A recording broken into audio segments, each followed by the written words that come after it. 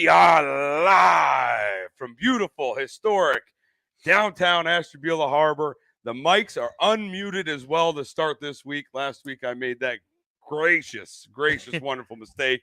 I am Ryan. Yeah, there it is. My partner, Sam, the voice of 440 in goal.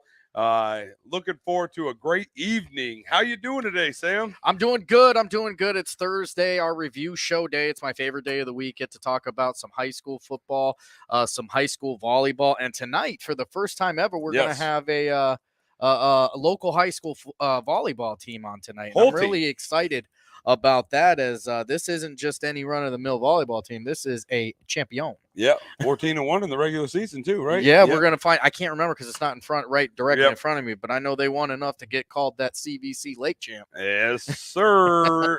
Yep. But yeah, so stay tuned with us tonight, guys. Obviously, we're gonna go into a little banter, volleyball, player of the week. We're gonna talk about that a little bit. Unfortunately, tonight he's playing a game, so I do believe next week we're gonna have him live with us. Touchdown reel all the way into pick'em stats and a bunch of other stuff. Battle for the Bridge happening Friday night. Extravaganza. Get ready tomorrow, as we will have a pregame special starting at 5 o'clock. We are asking every single fan of the Lakeside Dragons and Edgewood Warriors, get there, get behind us. We want it to be absolutely full behind us. Signs are encouraged, appropriate. Signs are encouraged. Listen, remember, this is live and you can get suspended, so don't do anything stupid. But love the I just want to put that out there. We do not offer any sort of immunity. Yeah, I can't blur nothing. I can't, I see it on TV, they blur it, they haze it out. I can't do it. Yeah. Can't but do it. Come on down tomorrow, hold up your signs. We're gonna have one student from Ashtabula Lakeside going against one student from Ashtabula Edgewood, going against each other in what we're going to call a mini Battle of the Bridge game before the game starts. Maybe we put like a little bridge on top of the buckets. I don't know. I mean, we'll have to see if we can make it. Yeah, get some Legos. I'll get Owen after that. We'll be good. But anyways, going right into it. Sam, how was your weekend? It was good. Did we do football last weekend? No, we had not Saturday. No, Saturday we had a weekend off, right? You did. I did not. I was involved. Oh no, in you were playing. Yeah. Well, I wasn't playing. You were coaching. Yeah. Coaching. Yeah. So. No. So yeah, we actually pumpkin patch. Yeah, we went to the pumpkin patch. We did the whole as basic as you can get. I got the latte and the whole nine. No, we had a fun day. Did a kind of a family outing. It's real. Those days are far and in between in the fall. I can tell you that. But we went over to Sisson's and had a good time there. And Sunday did some flag football and had a good time with that. And thank God the rains finally stopped. Yes. It was good. Me and my wife got to watch Game of Thrones. If you're not watching it, you should, because it's amazing. Never watched it. Oh, it's fantastic. Yeah. Is it? Oh, it's the best show on TV. Not yet a sponsor, but here we go. Come on, HBO Max, baby. Plugging them in. Oh, I had a great weekend though. Lakeside JV, I should say JV youth football, 8 to 9 year olds. We took off out to Conneaut and won our playoff game. I think it was 27-6. Tough fought game. Kudos out to Buckeye Red, I do believe it was. So if I got that wrong, but a tough fight from those guys. A lot of fun to play against them. Always cordial, nice, and all that fun stuff to play against Buckeye Red. Coming up though, this weekend, I gotta plug them too. Oh right? yeah, we got a big one this weekend. Listen, this weekend, if you're not doing anything Saturday, there's a lot of fun going on at Lakeside High School's varsity field down there. 2 games. 6 o'clock kickoff is going to be JV or Lakeside JV taking on Geneva JV for the Super Bowl down there, and then the 8 o'clock game will be Conneaut taking on Geneva varsity down there too at 8 o'clock, which hopefully, fingers crossed, not 100% sure yet, but hopefully we will be live streaming that at 6 o'clock. Well, the 6 o'clock game, I won't be live streaming. I'll be live streamed for the first time in my life. Let me tell you, the plan is to have both of these games live streamed. There are moving pieces by the way of permissions that have to be done that we have to follow through with.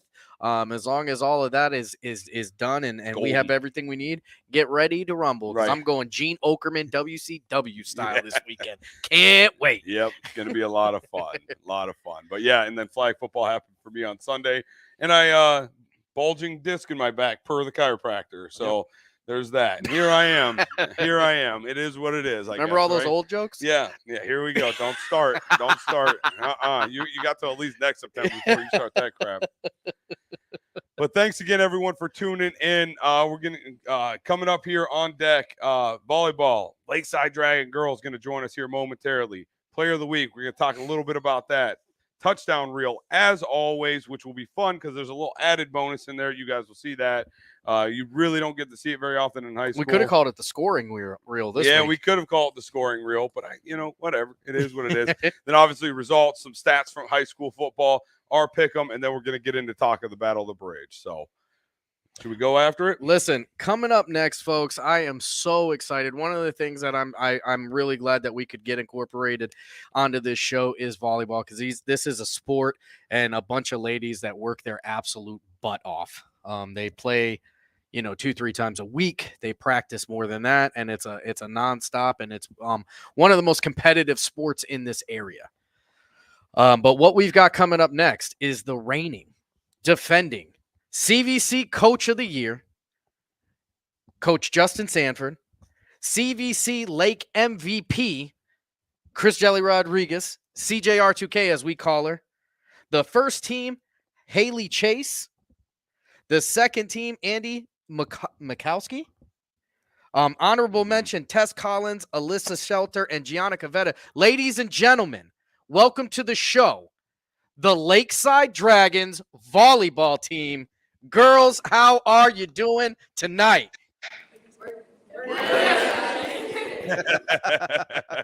I'll tell you what, there is a lot of success out there. But before we go anywhere, I've been waiting to do this since I think last year. There is a very special person on the screen right now, and it's not just the Coach of the Year. She is sitting next to him right now. Her name is Tracy Mead, and every week when we get these stats out, they are prepared by that lady right there. And because of her, we have had a much larger inclusion onto the show. Ladies and gentlemen, give a hand to Coach Tracy Mead. Hey! You're welcome. So, I mean, this is a Lakeside team that you guys are out there collecting some hardware, and the season really is nowhere near done. You've got an MVP out there, Coach of the Year. Before we get going anywhere, I want to introduce everybody. So as I say your name, and I'm hoping I remember the proper pronunciations, and if I don't, I'm sorry. Hey, just be happy I'm not saying them, because it's toast at that point. As I say your name, I'm going to ask you to go ahead and raise your hand. That way you can get your recognition that you so much deserve. Clara Campbell, Tess Collins, Alyssa Shetler, Chris Jelly Rodriguez, Haley Chase, Gianna Cavetta, Addison Warner, Andy Milkowski. In the back row, you got Coach Mead, Coach Sanford, Rosario Briones, Caitlin Clausen, Ashlyn Campbell, Rachel McClure, Jasmine Colazzo, Reagan Starcher, and Coach Griffith. So welcome to the show, everybody. So before we go to that next question, let's start with the easy one. What do you say? Yeah. All right. Give them a layup. So what I'm going to start, and we're going to start right with you, Clara. You get to be the first one to talk. When did your volleyball career start? How did you start playing volleyball? I started when I was 11. And was that like JO or was that junior high? I just started playing because of my sister. Okay, listen, I think that's a common theme, though. Yeah. A lot, actually. And how about you, Tess? I started playing when I was 9 at the St. John clinics. Okay. Okay. Is that like is that a traveling volleyball thing, or is that just you go practice It's volleyball? like a camp for young players. Okay. Very good. Alyssa, how did you Um, start? I started in 5th grade. I did volleyball camps. And Chris Jelly, how did you start? I started playing when I was 11 in Puerto Rico. I like that.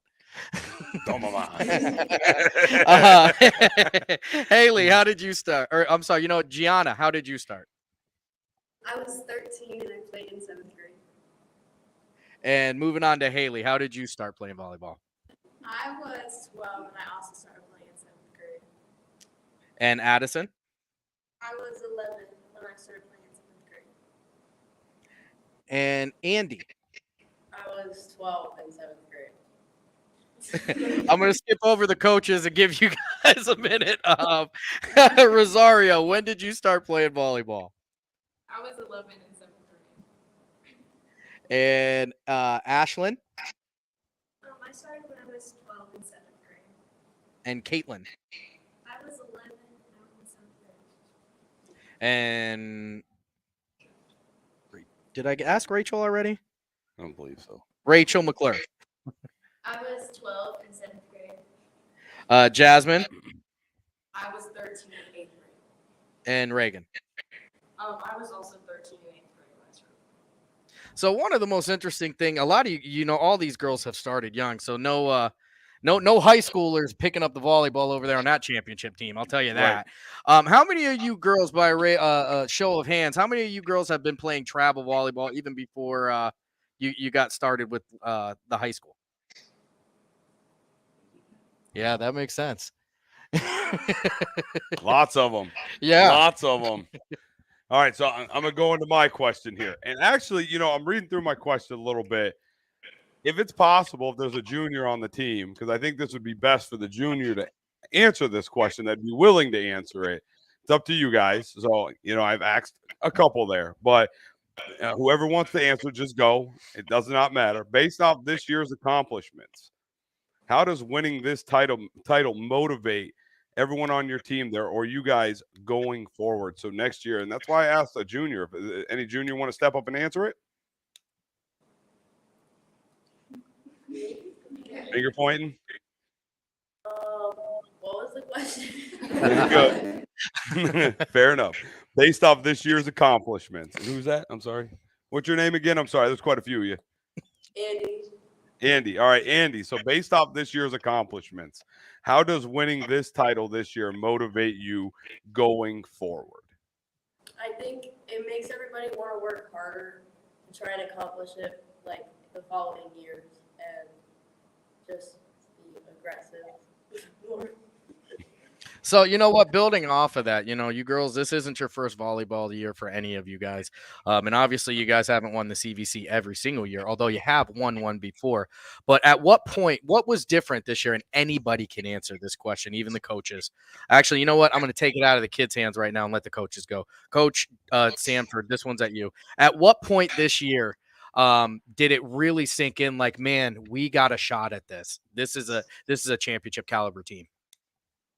I don't think that I had to honestly wait, until we started playing. I remember talking to you at the preview, and, we had CVC Media Day a couple days before that, and the guy said, hey, Perry, this and that, and, they left the door open a little bit, and I said, yeah, and we're here to kick it in. And that's been our mentality since day one. The girls wanted the CVC title. They didn't want to share it. And, I think myself and the coaching staff and all the girls were, confident that we could make it happen. Beating Perry, at Perry, the first time we played Perry was there, and we beat them in 4. And I think, I remember saying in the huddle, in between sets or in a timeout that, it's not enough to want to win. You've got to believe it. And, I don't know if they heard that and ran with it, but we came out and we looked great, and we win in 4 at Perry. And I think that, maybe set the tone for the rest of the season as far as conference play went. And, if I could point to a moment in the season, I think that first win at Perry, I think just solidified what we already knew we were capable of, and that we could beat Perry and that we could, do well in the conference. And, I think that was a big moment for us. Yeah, and it's absolutely believable. And Perry, in almost every sport, Perry, there's a mystique that comes with the Pirates. Everything that they come in, and you got to get around that. And this is a team that was so talented. And like you said, we saw it right from the preview. These girls came out and were really very impressive. And that's before, a single match has been played, but you guys are out there getting it done. What are some of the things that Lakeside is doing to get better this year? What are some of the changes that kind of got incorporated? Me again? Yeah, anybody can grab this, but yeah, Coach, you're probably gonna have to fall on the sword. Yeah. I don't know, if it was a huge change. I mean, it's pretty much the same team from last year. We graduated one girl. I think one of the things we talked about, early was that, we can't put ourselves in a box or any player put themselves in a box and we can, I only play this position or I only play that position or, whatever it is. We've had, quite a few girls step up and play in different spots or different roles that maybe they didn't play last year. Clara being one, she's only a sophomore. And we needed a middle this year to start varsity. That's the one girl we graduated last year. And, she's an outside hitter, and she stepped up. We had her setting some early in the year, so she's one. Hallie coming back this year as an outside that didn't play back row last year. Started off the year only playing front row and got an opportunity in that Perry game to play a little bit of back row, and she never looked back. And she's been huge for us in the back row, digging balls and passing and serve receive. I think mental toughness is something that we talked about early in the year as well, and not, no matter what happens, we're never out of the fight, and to stick together and not, come apart when things get tough, but to look at each other and to each other for support and, to push through those tough times where, things might not be going our way. And I think that's something we really did well. We played a lot of extra set matches this year and, came back to win or finished, in 5. And I think that's something that we weren't able to do last year for whatever reason. Who knows what that reason was, but I think this year we fought through a lot of adversity to win matches that we needed to win. I was going to say, one of the things I do want to compliment you on, what I remember leading up through the summer there was the amount of training you guys did. And you did, whoever did it, I'm assuming it was you, Coach, but you did a great job at, putting your girls out there on social media. There was one lady in particular, I think she jumped, through the moon. I think that was Chris Jelly. Yeah. And then there was another one there that I seen on there, and a little biased, I can't help it, but she deadlifted. I think it was like 350 pounds. And then she smiled real big. I do believe it was that. But what I'm going to go into real quick, is there anything training-wise that you guys did, this year that may have been different from years past? I know you were part of the program last year, Coach, but did you alter anything in that aspect? Because obviously something went really well for you guys this year. 14-1 regular season CVC champs. Yeah, sinking the Pirates. Yeah, right. Firing. I'm sorry. Go ahead. I'm sorry. Yeah, look, I mean, I think the weight room is something that, a lot of the girls had never experienced before. And I always look at the weight room and conditioning and training that way as, getting stronger is nice. I think it's more of a mental thing, though. That's the way I see it as a coach. That's the way I approach it. Just trying to put them through some things, making things difficult. And letting them know that they're capable of pushing through those things and, jumping that 40-inch box or, deadlifting that, 235 pounds or 45 pounds, whatever it was that Rosario did. not letting the box. We've got some pretty gnarly jump boxes here in the weight room. There's been a lot of lost skin and flesh. And, it's hard. That's, the first time you bust a shin on that box, it makes you want to quit. You don't want to do it anymore. And, everybody sitting here, well, maybe not every single girl, but most of them have got a mark on a shin or both. And, they didn't give up as much as they may have wanted to, stop. They didn't. And a lot of that had, there was a lot of teammates in the weight room yelling and screaming, you can do it. Don't stop, don't give up, you can do it. And, I think that, it's translated on the court. You see us playing those tough matches. At Geneva, we're down 13-7 in the 5th set. And, those times when, you're in that hole and it's hard to see any daylight at the top. But you got to keep grinding, and you don't stop. You don't give up on each other. And they didn't. And we came back to win that 5th set, 16-14. That's crazy, and I think that, in the summer, in the parking lot, out in the football field, pushing the weight sled, all that stuff, I think it helps, even in the moment, if they didn't really understand it, That's got to be tough to coach. Fun as I'm sure they weren't having in that moment. I think some of that stuff translates, putting yourself in that position and coming out on the other side better for it. I think that helps on the court and on the field. It just, it's something I've always really felt strongly about. Yeah, one thing I always noticed too, even at the end of all of that, the exercise and the programs, they all smiled.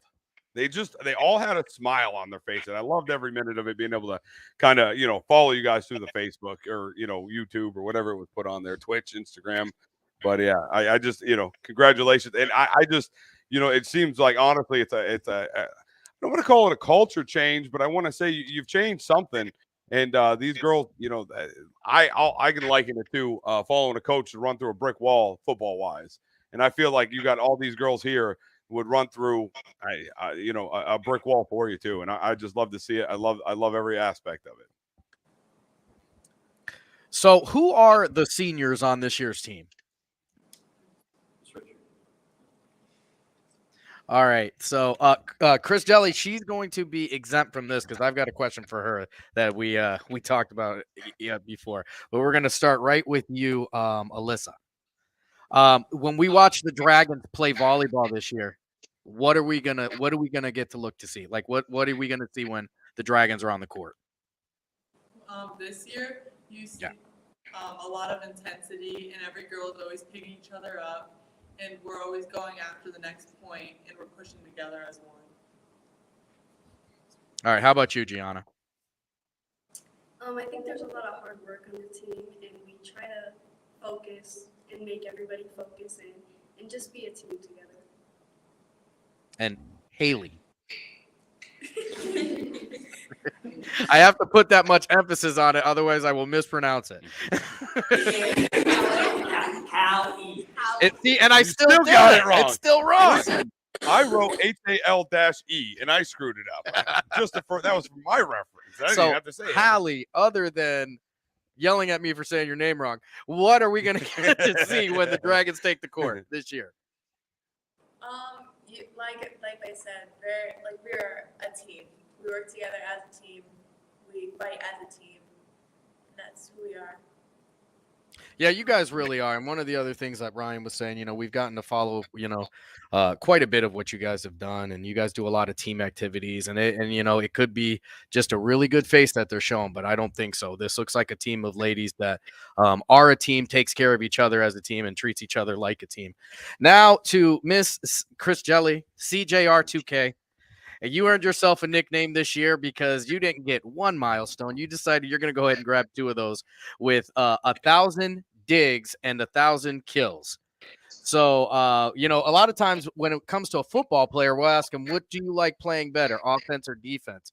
So in your case, which one do you like better? Which one makes you happier, to get the kill or get the dig? I feel kills just because I love the way it makes me feel, and that's the way I can help my team. So, yeah. definitely kills. Yeah, kill. Now, if I'm not mistaken, kill is when somebody sets it and then you spike it into the basement, right? Yes. Or the opposing team. Yeah, yeah. I think I said that from the preview. I don't want any part of the gym if she's out there killing, because I'm gonna have void across my face. Yeah. Yes. But yeah, I do want to thank you guys. So you guys won your last game. Who's your guys' next opponent? We play Saturday at Riverside. We play Boardman in the sectional final. All right, that's a YSN school. Yes, it is. Yes, so it hopefully is. that will be on there for us to Yeah. watch. Yeah. Yeah, so we have some more to brag about. Yes. We're counting on you guys here. So before, because I think we're getting ready to go. One thing I was going to ask. So one of my favorite things you guys do, and I if I say it wrong, don't kill the messenger. But every time you guys get a point, you guys do a chant. Like sometimes it's like 2 feet and a clap or something. You guys think you can do that on air right now? Oh, the ace cheer. Yeah, ready and go. Hey, I love it. I love it. You can't end it better than that, ladies and coaches. Thank you for coming on the show. So that's actually an ace. That's actually an ace cheer when someone serves the ball. Okay. When somebody serves the ball and there's a point, that's called an ace. That's the ace cheer. When we get a kill, when it's a really good kill, and like Chris hits the ball or Hallie hits the ball or Liz hits the ball real hard and they shank it, we do another one that I think they like better. And that's our Olay cheer, and it goes like this. Ready? 1, 2, 3. Olay, olay, olay. I love it. I love it. Look at all those smiles. You can't tell me that is their favorite one. You're right. You're right. Well, once again, thank you all for joining the show tonight. We wish you guys the utmost luck and want to let you know how proud we are of you and all of your accomplishments and all the hard work that you guys have put in. It makes us as 2005 Lakeside graduates just proud to be part of that culture. Thank you for everything you guys all do. And we look forward to getting you back on here when you guys win the state championship. Sounds good.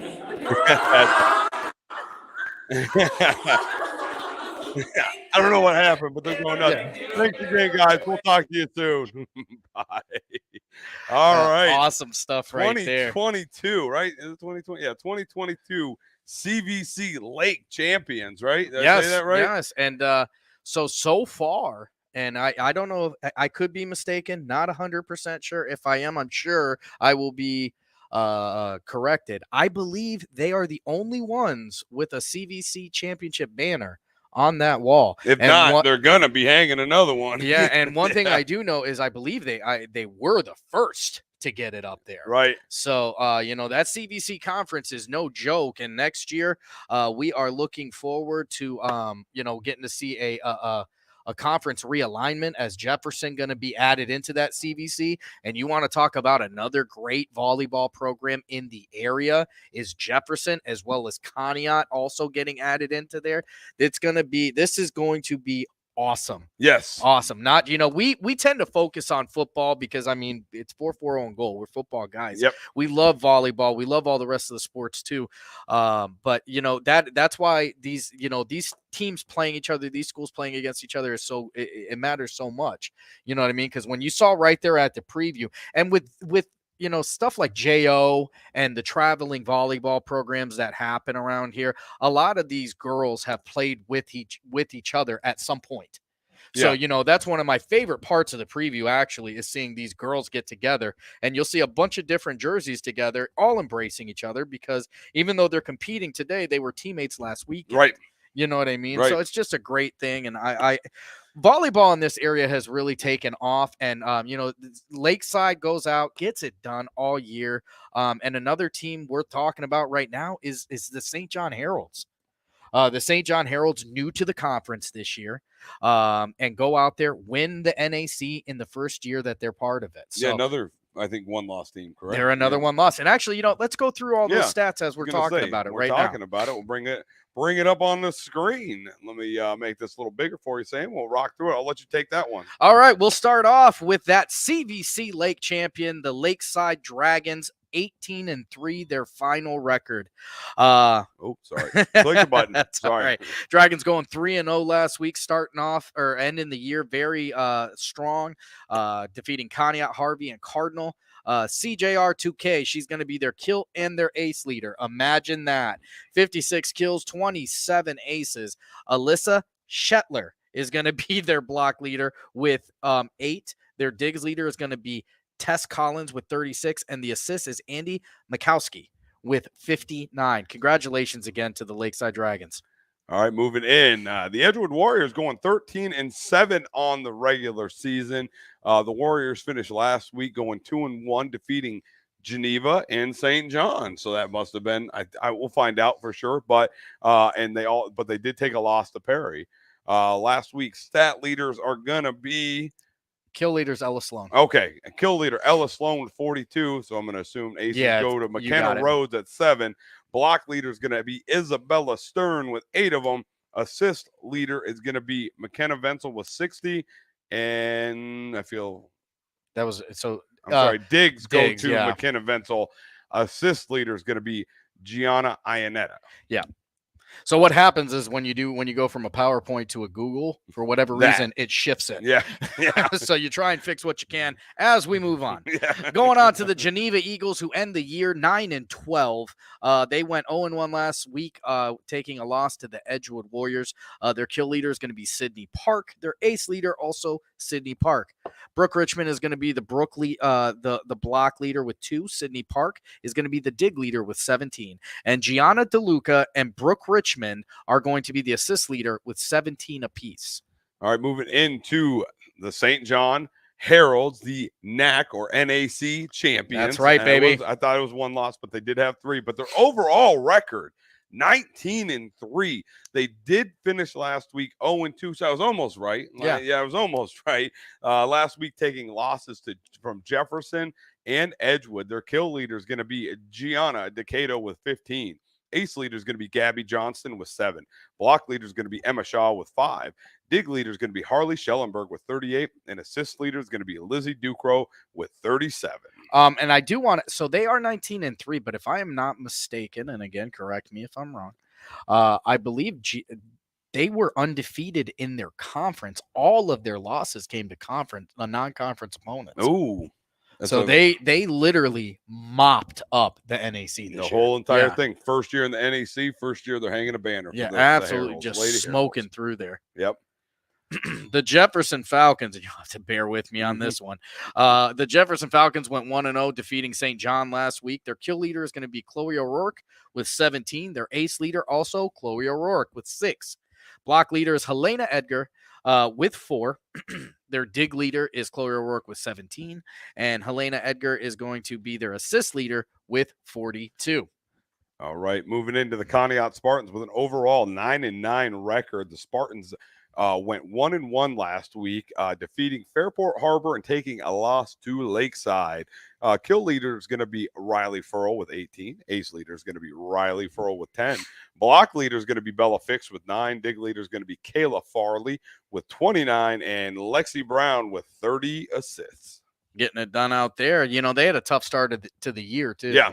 And really ended up finishing up pretty nicely out there in Conneaut. Yes. Moving on to the Grand Valley Mustangs, tough year for them. 2-18 is going to be their final record. They go 0-2 last week, taking losses to both Wycliffe and Chalker. Kill leader going to be Michaela Hopes with 18. Caitlin Hart is going to have 12 aces, be the leader for them there. Paige Young with 1 block. Abby Collins with 35 digs, and Riley Ellsworth with 50 assists. And last but not least is going to be the PV Lakers, finishing the season, regular season at 7-13. They did lose last week, taking a loss to Champion, but their kill leader this week is going to be Sage Payne with 5. Ace leader is going to be Sage Payne with 3. Block leader is going to be Autumn Newkirk with 2. Dig leader is going to be Maddie Herman with 27. Assist leader Mia Hall with 11 of them. I think that's it, right? Yeah, Oh, and no, we got that. yeah, Or- go through their tournament. And Yeah. so the Lakeside Dragons defeated Canton McKinley. Their next match is going to be on Saturday, October 22nd, taking on Boardman at Riverside.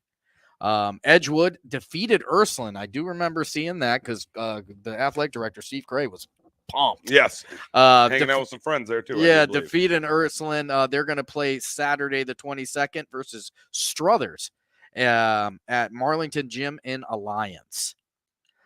Geneva, their first game was a bye, and they will be playing West Branch on Saturday at Jefferson High School. Jefferson's first game was a bye, and the Falcons are going to play Alliance on Saturday at Jefferson High School, so getting the host there. Conneaut was defeated by Alliance, so their year is going to end. The PV Lakers were defeated by Ravenna, and that's also going to end their year, as well as Grand Valley losing to Lakeview. St. John, on the other hand, defeated Cornerstone Christian, and they're playing tonight. I'm not sure or not if they are they playing. Yeah, they are playing tonight. Yeah, so I'm not 10-20. sure Today if the 20th? I'm not sure if they've won or not, or if they won or not. But it's a big game for them as they won their first match. And I do want to send a shout out to the finalists this year that are going to be voted on still. For the Ashtabula County Volleyball Player of the Year presented by 440 and Goal. Finalists this year are Jefferson's Remington Ryan, Riley Furl of Conneaut, Gianna Decato of St. John, and Christelli Rodriguez from Lakeside High School. So those are the 4 girls that received the most votes, and they are going to be voted again on in the second round. Keep track, but just a great season by all those ladies. Yeah, a lot of fun. Like I said, checking them out on social media and making it to whatever games we could have made it to. And really fun to watch the ladies. Congratulations to the Lakeside Dragon and Heralds, Lady Heralds, for hanging banners this year. It's fun to see that, and I'm sure they'll be excited to have that event in their gym at some point in time. So, all right. Before we do this, let's go. I'm going to go like this. Okay. Okay. All right. So we're going to take ourselves a quick break. Going to go right into the touchdown reel this week coming up. We're going to have about 2.5 minutes of that, hit you with a couple ads, and we're going to come back right after that and talk about player of the week, get right into some football stats, pick 'em, battle the bridge. It's all football when we get back from the word from our sponsors in this touchdown reel. We'll see you guys soon.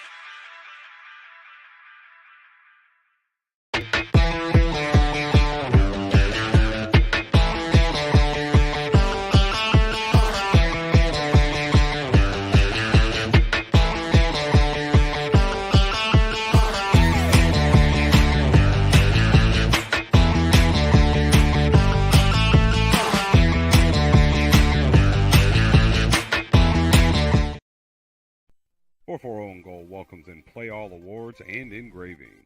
Awards, they do them all at Play All. Play All offers a full line of acrylics, desk accessories, plaques, sports awards, and more. A staple of Ashtabula County, Play All has been in service since 1993, helping the likes of educators, coaches, and individuals just like you. You can visit Play All at 4542 Main Avenue in beautiful downtown Ashtabula, Ohio, or call them at 440-992-7529 with any questions.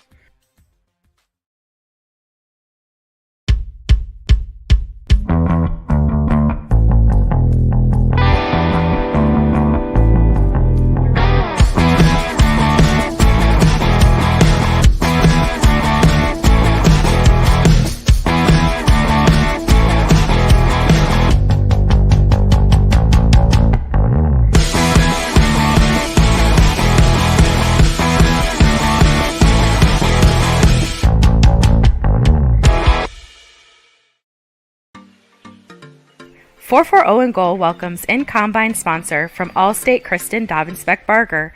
Kristen and her team offer auto, home, renters, and various other insurance policies. Visit Kristen at 4605 Main Avenue in beautiful Ashtabula, Ohio, or contact Kristen at 440-993-0256.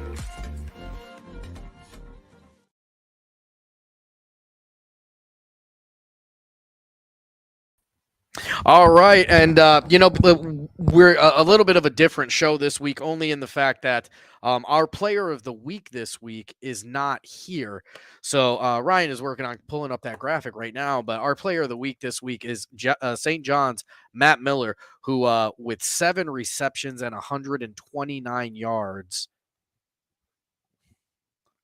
I don't know. Not there for some reason. Yeah, that's weird. Yeah. So anyway, either way, Matt Miller, St. John, 127. 7 receptions for 129 yards, and then catching a touchdown, also receiving or throwing a touchdown. Yes. Because unfortunately for St. John, Vin Narducci, their starting quarterback, has some shoulder issues, and actually instead of going to the sideline, moves just to the wide receiver spot and then catches a touchdown catch from Matt Miller. Once again, they played Fairport Harding tonight. I did get a final score on that. They did lose. Okay. But, nonetheless, though, I think next week we're going to actually, for the first time ever, have not two players a week, but 2 players of the week from separate weeks. Interviews, because he was playing tonight. So stay tuned with us for that. It's going to be a lot of fun to have both those, the future young men, but young man, we don't know who that one is yet, but, and then Matt Miller from St. John's going to join us next week as well. But Sam, running out of time, not necessarily out of time, but why don't we go right into the results? Yeah, let's talk about last week's, the week 9 results leading up to a nasty week 10. I can tell you that. Yes. The Lakeside Dragons improved their record to 6-3. By winning 44-0 over Orange. Orange still looking for that win that they can't seem to grasp. Yes. Edgewood getting defeated by Kirtland, 44-0. Knew it was going to be a tough one going into that, but keep your heads up. It's Kirtland. It is what it is. Yeah, Geneva going to also take a loss there to another perennial powerhouse in Perry. 7-32 is going to be the final score there. Geneva going to 6-3, and the Perry Pirates up to 7-2. Trying to grab that number 1 spot in that Region 5 or in that Division 5, but I don't think South Range is coming off. No, I don't think so either.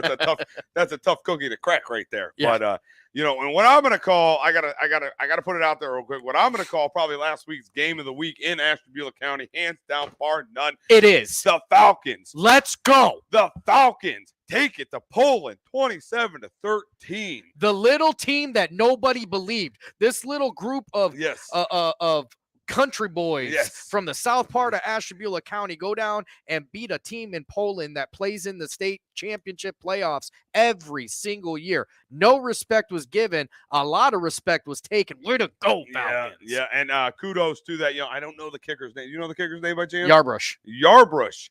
Helping Jefferson get 6 of those 27 points. Those kicks were almost 30 yards, maybe a little bit further. The kid's got a boot, man. Yeah. He's got a boot. Yeah, no one, he said, put some respect on my name. Yeah, so Jefferson 27, Poland 13. Possibly they are locked in for the playoffs. really good chance Jefferson hosts this year. Can't wait to hear about that. If they, and we'll talk about this in our pick'ems. Yep. All they got to do is beat Lakeview. Grand Valley, they're going to come up just short to Crestview, who is a very quality team. I've been saying all year that Grand Valley, I know that they're 1-8, but that record is misleading. Grand Valley is a lot better than their record shows. They're getting really close, and we'll see about this week. PV takes a tough one against Toronto, losing 34-8. Young squad, we've talked about them quite a bit. They've been on the show twice, actually. Yes, so, they have. Keep your heads up, guys. All right, moving on to the St. John Heralds. Last week, losing to Fairport 12-41, and that game got out of hand there in the last part of the game. But it was really a different story there in the first half. St. John coming up short. They did lose tonight, so they are going to end the year as 2-8. But you brush your, get ready and start working toward next year. Yep. And last but not least, the Conneaut Spartans defeating what's Brooklyn's Buzzsaws or something? It's like they lost. Yeah, well, that's but okay, we'll go that route. The Brooklyn L columns. Yeah. Conneaut Spartans 35, Brooklyn 14. They might be the Lions. Yeah, well, there's a B with what looks to be like a circular saw blade in the middle of it. That's because they have to cut it into an L. What? They have to cut the B L, into right. You're an idiot. Took me a minute to process. Way to go, Spartans out there, 7-2, getting ready for. I think they're going to go 8-2. I think they're going to go 8-2. It's going to be tough for them to host, though. They're going to, even with 8-2, they're going to be teetering. Are they? Okay. Yeah, it's close. And big shout out to Drew Pasteur and Joe Idle. My God, have they made it fun to watch? I want to get those guys on. I mean, Joe Idle. He's got to be a person. It's a right? Both of them are people. Like they love to have them on the show one day. Yeah, those guys. I mean, they are different level. But with that, with those results, let's go right into the stat leaders this week. As not a whole lot of changes, but there are a couple changes, and one particular is going to be the tackles, but we'll get there when we get there. Let's start off with the passers. Tony Hall from Edgewood High School, 1,628 yards, 16 touchdowns, 7 interceptions. He is going to be followed by Chef Boyarski down there in Grand Valley. We just talked about it. This is a team that can score, and with him throwing for 1,198 yards, 15 Tudburgers, and 7 interceptions, they obviously are getting some big-time scoring done. Vin Narducci, the guard turned quarterback. All right, the guard turned quarterback. Maybe the only time in our life that we have to talk about it. Yeah, sometimes quarterbacks turn into guards, but guard turned quarterback. Vin Narducci, 1,140 yards, 7 touchdowns, and 12 of the bad ones. Alex DeSalvatore, who me personally, this is one of the biggest surprises of this year. This kid has really turned into a phenomenal quarterback. He's 6'14". You know what I mean? He's a big lefty that you really got to watch out for. He can run. Lefty. He can run too. Yeah. And I don't want to tackle him. He'll probably give me a headache. 975 yards, 12 touchdowns, 7 interceptions for that young man. And the man, the myth, the legend, my boy, Grant Hitchcock, with 764 yards, 9 touchdowns, and 3 interceptions. 55 carries, only 55 completions. He's only thrown the ball 81 times. Yeah, doing his thing out there in Jefferson. All right, moving right into the rushing leader this week to top the list, which I really want to go down that with those words that we did, but I've forgotten at this. I want to use that word you used the other day. But anyways, the Quiet Riot. Zach Rice, 152 carries, 1,136 yards, 16 touchdowns on the season. Followed pretty closely, to be honest with you, by a quarterback. That's a quarterback. That's a quarterback. That's my quarterback. Sorry. Grant Hitchcock with 106 carries, 1,018 yards with 11 touchdowns. So how many did he throw for? How many has he accounted for then this year? 28? Like 20 some. I got to just click back. 20. Let me go back real quick. 9 plus 11, so 20. 20 touchdowns total by that man. And he's got one he's got 1 or 2 in receiving too. Oh, that's right, because he played a game. Yeah. Sorry.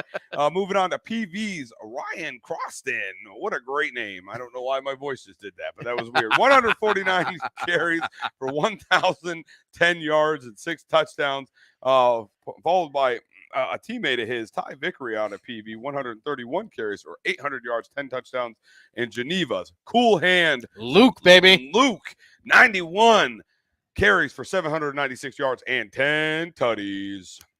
Moving on to the wide receiver position, which, the man, the myth, the grasshopper, Robert Rogers, getting it done. 58 receptions for that young man, 819 yards, 11 Tudburgers. Christian Cunningham, 37 receptions, 644 of them, 8 Tudburgers for that young man, and he is trying to make it his personal duty to try and catch up to the grasshopper, and I cannot wait to see if he gets it done. Yep. Right behind him is going to be our player of the week, St. John's, Matty Ice, Matty Too Nice, Matt Miller, 32 receptions, 549. He's got 2 touchdowns on the year. Trent Hodge is, right as rain, steady as a metronome, the best route runner in the county. All right. Metronome. It's the thing. Oh, see, I didn't know that. Now, listen, I know there's somebody out there that doesn't know what that is either. So you guys all on TV or whatever you're watching, I can look at me weird. But this guy, I'm sorry, Trent. I don't mean to steal your thunder, but he has really threw me through a loop for the past 2 days with some of the words he's dropping on me. But go ahead, Sam. I apologize. It's like I said, steady as a metronome, baby. 34 of them, 515, 5 touchdowns. And then Jimmy Timoneer, big time Jim, getting it done, 23, 406, 4 touchdowns. And the biggest part of that is the fact that this was a team that was supposed to be almost exclusively running. Yep. And Jimmy Timoneer is one of the most dangerous wide receivers in Ashtabula County. Yeah, you could tell just by, what's that, almost 20 yards a reception, right? Yeah, if he catches it, it's big, and it's probably for a touch. Yep. All right, moving on, going into the tackle This leader. is the one I was so, this is the race right here. Yep. Jefferson's Wade Woodworth coming in with 111 and a half. I wonder what's the county record. I know we just kind of started keeping that. There was a lot of defensive stats before, but he's got it from the stats we have. Right. I want to say the county record before that was Mercilia, the machine, right, with 106.5. Right. So I do believe, don't quote, Wade Woodworth, maybe the county tackle leader, best ever so far on paper. So yeah, and if you got better stats, show them. Right. Followed real close there by Seth Enos with 102. His partner over there, Zeke Lucas at Edgewood High School as well with 89 and a half. Lakeside's Malachi Donahue with 83. Conneaut's Ty Colville with 78 and a half. Which a big shout out to him. Congratulations on breaking the all-time Conneaut tackle record. Now that is at Conneaut High School, and the way that they determine their tackles are a little bit different than the way we do on the show, but it doesn't cheapen the achievement. Way to go, Ty Colville. Congratulations. And this is what I wanted to show next. Yes. So 111 tackles for this young man, and this is one of the reasons why he is so far ahead of everybody. This kid, Wade Woodworth, man, 20 tackles for loss. So not only is he making every tackle, most of those tackles are behind the line of scrimmage. Wade Woodworth is a phenom on defense, has been all year. Really has anchored a very, very tough Jefferson team. Right behind him is going to be Moses parting the Red Sea, getting his TFLs, baby. Schwartzy getting it knocked down 16 times this year.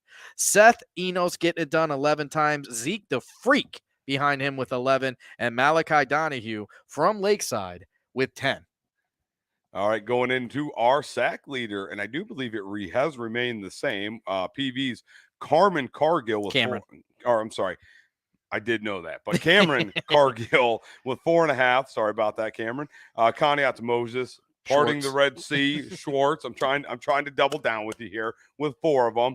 PV's Chase Vickery with 3.5. Conneaut's Ty Colville with 3, and Jefferson's Preston Reams with 3 himself. Yeah, he is one of those guys that quietly makes a difference on that team that people don't realize. Like, he's in the backfield. Also, he's another one. He's like 6'5". Is he? Yes, okay. He's a giant, man. I'm 5'3", so they're all giants to me.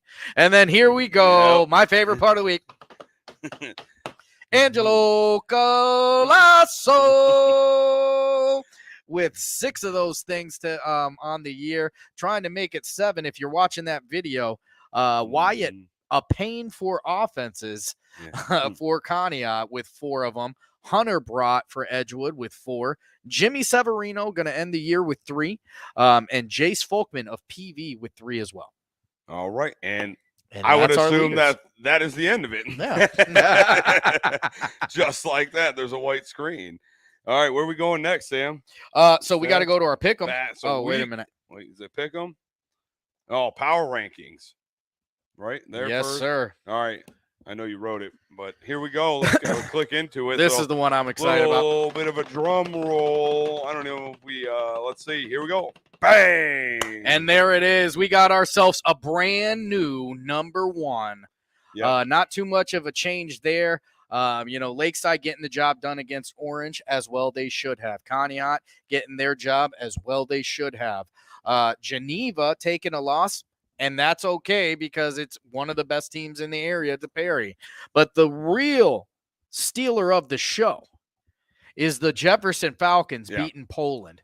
And because of that win, which, I mean, I want you to look at Poland's losses coming into this game. Right. They had 3 of them, okay? Youngstown, Cheney, Canfield, and South Range. Yes. Yeah, They lost. So big name, big teams. Jefferson is in company with those 4 teams that are all some of the best football teams you've ever seen. Because of that, I don't even think there's a question. Jefferson right now, power ranking, number 1 team in the county. Yeah, absolutely. You got to put them there. Sorry, Geneva fans. I know there's a couple of you right now maybe throwing your milkshake or whatever it may be at your phone, your TV, wherever you're watching it. But we'll see where it takes us to. Either way, I mean, all these guys, well, Jefferson is a playoff lock. Yep. Geneva's a playoff lock. Yep. The one that's odd is Lakeside is not necessarily a playoff. They're real close, but they're not locked in. If they have a bad day and a bunch of teams that they play have a bad day and Daniel Powder is playing for everybody, yep. then yes, they won't make the playoffs. But that's one of the reasons we're going to talk about our pick'ems. I think that we're going to have to go that way. And the Conneaut Spartans, see, the problem is some of the teams that they've played, they've had the teams they played outside of Rootstown, not giving them a lot of points. Right. By way of division or by way of wins themselves. Right. So even with a win, they're going to kind of have to fight to get that home game. Now, I will tell you this, if they do get a home game, good luck whoever's going to Conneaut, because they pack the stands at the Spark. Yes, they do. They know how to put it in, put on a good show out there. They are. And shout out to Coach Rocco Dobrin. I say it every year. I mean, that dude gets more done than anybody thinks he can get done every single year in, year out. He is steady. He's another one, man, a metronome. Yep. He's always finding a way. He really is. But yeah, and then Conneaut also punching their ticket into the they're guaranteed. They're guaranteed. Right. Possible home field. We don't know for sure yet, but there's a lot. You know when we'll know? Saturday, yeah. Week 10. Listen, week 10 is, there's a lot of locks, but the intricacies that follow those locks all come into play right at week 10. And there are so many variables that go into that. It's amazing. There really are. So you know what, Ryan? Let's get right into our picks. All right. So let's see. Week 10 games. If I can click the right button. There it is. So last week, I do have those that I'm still tallying to make sure because it didn't look right. Somehow I had 18 games. You didn't. Perfect. But Lakeside this week. Oh, that 44 shouldn't be there either. What's that? Oh, yeah. No, you're good. Yeah. I see. Yeah, ignore that. Yeah, that is not supposed to be there. So Lakeside versus Edgewood, we're going to do very last because that's going to be our game. So Geneva versus Chagrin Falls, the 6-3 Geneva Eagles playing for home field advantage with a tough Chagrin Falls team.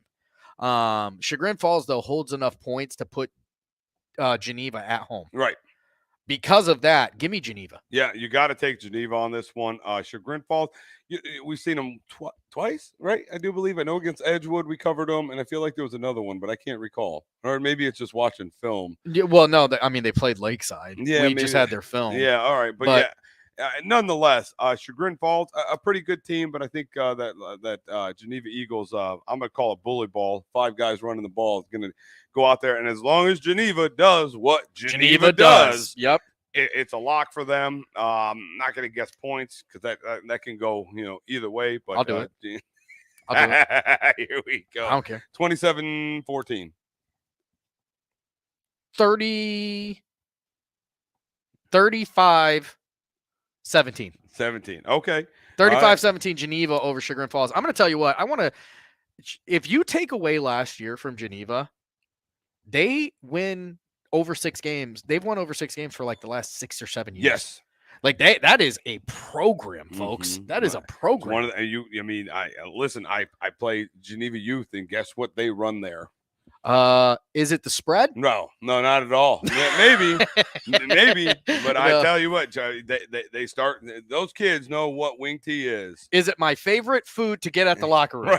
Right, chicken wing formation. No, not yet a sponsor either. We're gonna have to hit him up there, old Rich down there. But yeah, I gotta lock in Geneva on that one too. All right, moving on. We're going to go to Jefferson versus Lakeview. And this is so Jefferson right now, they beat Lakeview. They get to host a playoff game, not only once, but probably twice. Would you consider this a potential trap game? 100%. Yeah. 100%. So Lakeview's a lot about that. Lakeviews a lot better than 3 and 6. Yeah. Lakeview started as hot as anybody.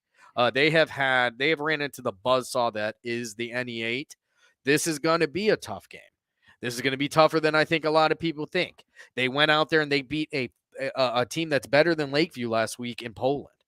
But I believe that Jefferson's eyes are on the prize, and they know that you can't get to week 11 before you get through week 10. Yeah, that's a good point. Because of that, give me Jefferson 28, actually 31. I'll give them 31, Lakeview 21. Yeah, I think it's going to be a little bit I mean, I'm not going to call it a close game. I do believe Jefferson gets it, so I'm going to take Jefferson on it. But I think I just have this feeling like that first quarter is going to be a little bit sketchy. For him. Sure. And then Hannah and the Falcons reel it in. Let's get it going. Let's do what we do. And I think the Falcons are going to pull that one out. As long as they've got number 4 on the team, I'm always picking them. That's just how it is. Yeah. Moving in, and Grand Valley taking on the Bison from Beechwood. But by the way, how do they get the Bison name? Like, well, we don't have dragons here either. Yeah, that's true. I guess I never processed that. I mean, that was at least voted on, but maybe it was voted on. But the Mustangs taking on Beechwood. And I'm going to tell you what, Boyarski, Rogers, Casey, all of them out there, going to get their second win of the season. Ended on a great note. 100%. Again, guys, we've talked about it all year. Your record doesn't indicate who you guys actually are. You've had some tough games. You've had some close games. We've covered 2 of you live.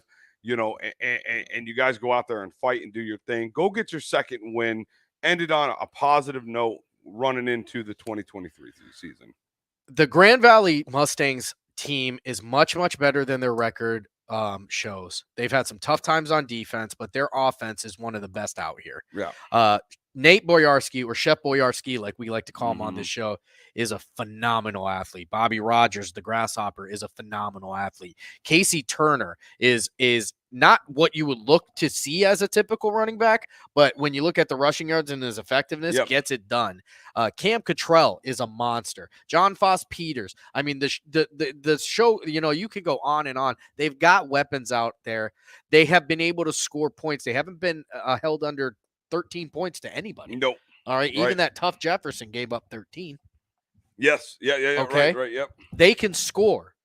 They can get the job done. They lost by 6 points to a team that's much, much better than Beechwood. Grand Valley Mustangs, get it done this week. I'm picking you. Let's go. It's Mustangs over Beechwood. Let's go. Yep. That's how you end the season. Go kick the Bison in the face. That's right. Bison burgers on Saturday, baby. Heck yeah. All right, PV going to take a trip down to Matthews. It's going to be a tough one. And I'm going to be honest with everybody and myself. PV, love you guys. I think you're a great squad. I think you're a youthful squad. But you're going to run into a tough squad called Matthews, and I got to take Matthews on this one.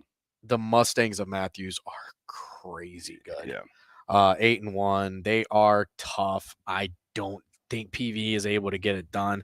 I think PV will keep it closer than people think.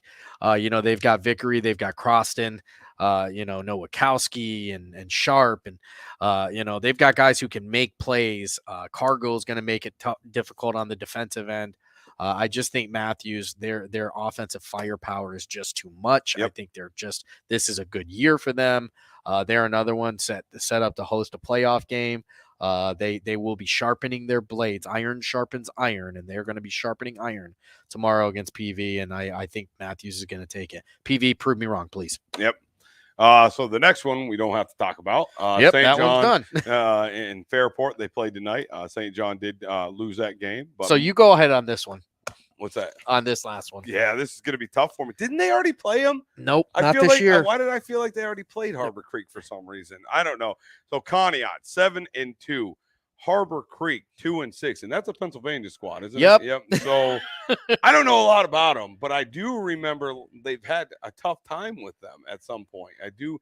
Are you sure they didn't play them once already this year? Not this year. No, they don't have any duplicates this year. But I will tell you Let's do this. some research real quick. Go ahead.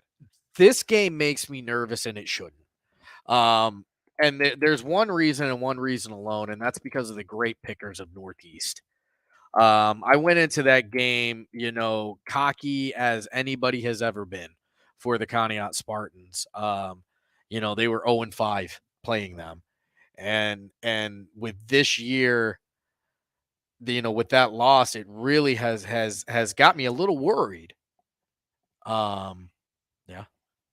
No, that's not it though. No. Okay. No. Just checking on something real quick. Yeah. Yeah. It's got me worried.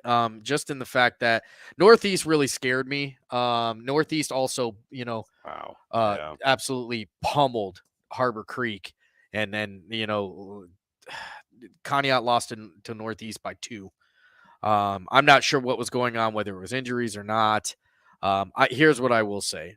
Based on my faith in the coaching staff out in Conneaut, based on my faith in the ability of those Spartan kids, I'm gonna take Conneaut this week. Yeah, I think it literally I shouldn't have to struggle this much, but Northeast is like, it's like when you fell down the steps, you always take your time after that. Right. I see what you're saying. Yeah. And I'm going to go with you on that too. I mean, Harbor Creek lost to Northeast 25-7 or 25-0. Conneaut put a tough fight up against Northeast. I know it's not always the best way to compare it, but that's what I got. That's what we got. That's what I got. So I am going to take Conneaut over Harbor Creek here. I think they're going to put, let's say, points up in bunches. I think it's probably like 30-7, somewhere in there, give or take. Zach Rice and White Payne. I'll tell you what, Zach Rice only had 58 last week. Yeah. So he's due for a big week. Max Gleason had a pretty good week last week as well. 78 on the ground, or 78 on the ground, 87 in the air. Right. Scoring a couple times there. Wyatt Payne with 122 yards last week, with a big 93-yard touchdown run for them. Conneaut can make big plays. Yep. They can make big plays, and with guys like Schwartz and guys like Koval on the defensive side of the ball, you can never rule them out. Yeah, you can't. You just can't. I think a lot of it has to do with, where are they going to be at health-wise in this game. Mm-hmm. I think plays a big part. Still, give me the Spartans in this one. They're playing for a home field. All right, so moving in, I think that's it, right? We got one more to pick them. Yeah, we got one more pick to more make, pick buddy. Yeah, but go ahead and run that promo on there, and we'll run it with that. Throw it up there. Game. Here's the one, week, folks. Game of the year, possibly. Who knows? We'll find out. I'll tell you what, Ryan. Mm-hmm. I'll tell you what. what. Gonna tell me? What you gonna tell me? We're not gonna make this pick tonight. What? We're not gonna make this pick tonight. How do we not make this pick? Are we gonna make it on the show tomorrow? We're gonna make it tomorrow. Ooh. At 5:55. Yes. That's when we're making our pick, that folks. Idea. So if you want to know who we're picking to win this year's Battle for the Bridge, you better tune in tomorrow starting at 5 o'clock for the extravaganza that is going to be 440 and Goal Presents High School Game Day. Yes. A lot of fun. 5 o'clock tomorrow. It's going to be, oh, man, I can't wait for it. Bring as many people as you can get there. Yep. We want all you out there. Bring your signs. Bring all of your regalia. We want to see it, baby. Make this as big as you possibly can. You guys are going to be in the background. Again, I will reiterate this one more time. We offer zero immunity to anybody who holds up a negative, a sign that's going to get you in trouble, does anything that's going to get you in trouble. I can't get you out of trouble. You are going to be dealing with either Principal Notar or Principal Perkins. One of those two going to get you if you act up. Yep. But come out and let's have a good time. Go, get some cool signs. I'd love to see, show me a creative sign tomorrow. Yep. Tomorrow, 5, and we're gonna have a little competition with. And you know what? I heard Lakeside. They don't think that the Warriors fans are gonna show up. Right. They don't think they're coming. Here we go. I'm just, poking the bear. I'm just saying. I heard from a friend who heard from a friend They don't think that the Edgewood fans are coming. I don't know if that's true or not. They said that they're afraid to cross that bridge. Just stirring the pot, stirring it. Oh, yeah. So tomorrow, our game of the week, Lakeside Dragons taking on the Edgewood Warriors. Like Sam said, we're going to start a special pregame show at 5 o'clock, going over some stats, some statistics, some history, whatever it may be. Oh, yeah, we got a lot of good stuff going. We're going to have a little competition with some youthful kids there hanging out. Bring your signs, bring your mom, bring your dad, your grandma, or grandpa, anybody you want to bring them. Let's see where it takes us to. Have a lot of fun with it. That's right. Looking forward to it. Looking forward to seeing you guys tomorrow. And for those of you who can't make it, make sure you tune in right here to Facebook and YouTube and Twitch and everywhere else you're checking us out for the pregame show. That will be live stream starting at 5 o'clock. The actual gameplay will be, as always, on www.ysnlive.com/440 and goal.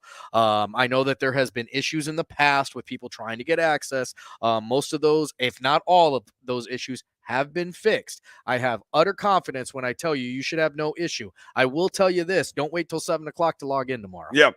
All right. Do yourself a favor, and if it's spinning, you might have to refresh once or twice. Yes. Hit the refresh button. Hit play again. Give it a minute. It will go. Listen, I promise you. You know how sometimes you're trying to get that TV from Walmart on Black Friday? Yep. Yeah. Sometimes you gotta wait in line. If there's a lot of people going to the website, that's what's going to happen. So the earlier you get there, the better off you're going to be. Oh, the Black Friday special. Lakeside Dragons taking on the Edgewood Warriors. You get a playoff game, and you get a playoff game. We all get playoff games. Yes, sir. All right, I think that's it for the night, right, Sam? Listen, we'll see you guys tomorrow at 5 o'clock. Be there, be square, baby. Yeah, my name's Ryan, my partner, Sam, the voice of 440 and goal. Enjoy the rest of your guys' evening.